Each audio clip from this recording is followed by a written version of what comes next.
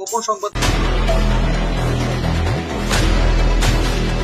ভিত্তিতে তথ্য পাই যে আশুলিয়ার উক্ত আবাসিক ভবনে একটি সংঘবদ্ধ অস্ত্রধারী সন্ত্রাসী গ্রুপ অবস্থান গ্রহণ করছে। এই তথ্যের ভিত্তিতে আমরা বর্তমানে এই আবাসিক এরিয়াতে এই বিল্ডিংটিতে আমরা আমাদের অভিযান পরিচালনা করি এবং পরবর্তীতে উক্ত বিল্ডিং থেকে সন্ত্রাসী গ্রুপের একজন সদস্যকে একটি বিদেশি পিস্তল এবং 3 রাউন্ড অ্যামুনিশন সাথে হচ্ছে কিছু চাপাতি এবং দেশীয় কিছু অস্ত্র সহ আমরা তাকে গ্রেপ্তার করতে সমর্থ হই।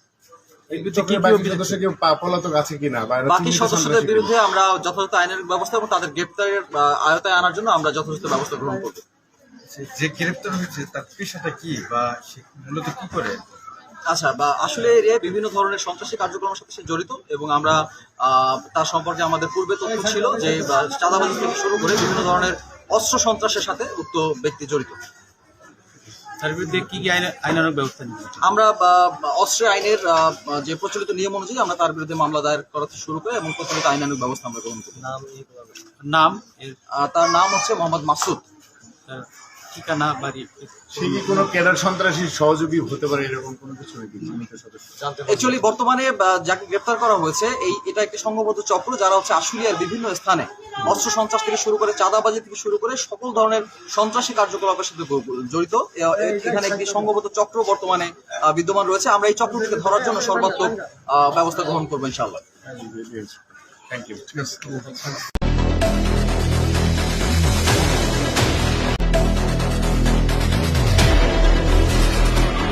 গোপন সংবাদ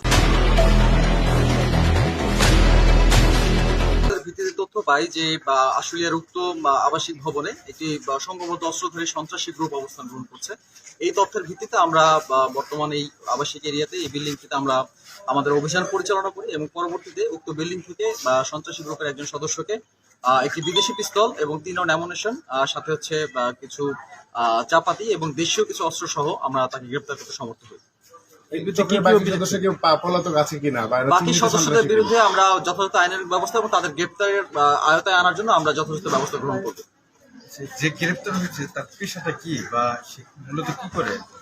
আচ্ছা, আসলে এরিয়ায় বিভিন্ন ধরনের সন্ত্রাসী কার্যক্রমের সাথে সে জড়িত এবং আমরা তার সম্পর্কে আমাদের পূর্বে তথ্য ছিল যে চাঁদাবাজি থেকে শুরু করে বিভিন্ন ধরনের অস্ত্র সন্ত্রাসের সাথে উক্ত ব্যক্তি জড়িত।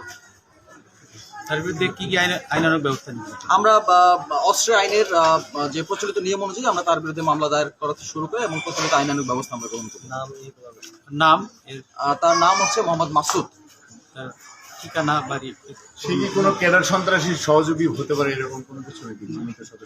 অ্যাকচুয়ালি বর্তমানে যাকে গ্রেপ্তার করা হয়েছে এটা একটি সংঘবদ্ধ চক্র যারা হচ্ছে আশুলিয়ার বিভিন্ন স্থানে অস্ত্র সন্ত্রাস থেকে শুরু করে চাঁদাবাজি থেকে শুরু করে সকল ধরনের সন্ত্রাসী কার্যকলাপের সাথে জড়িত। এখানে একটি সংঘবদ্ধ চক্র বর্তমানে বিদ্যমান রয়েছে। আমরা এই চক্রটিকে ধরার জন্য সর্বাত্মক ব্যবস্থা গ্রহণ করবো ইনশাআল্লাহ। Thank you.